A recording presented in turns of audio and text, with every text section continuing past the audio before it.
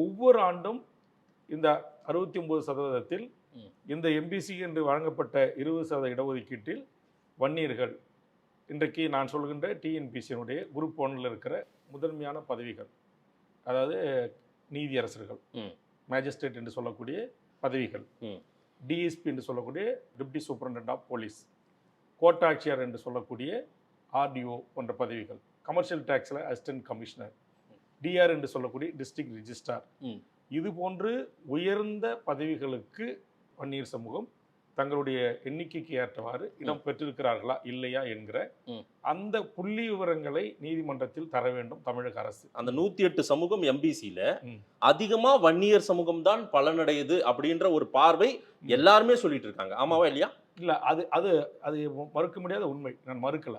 அப்புறம் எனக்கு டிஜிபி கிடைக்கல, எனக்கு டிஎஸ்பி கிடைக்கலன்றீங்க. அதை நான் சொல்றதை முழுசா கேட்டுட்டு நீங்க கேள்வி கேளுங்க.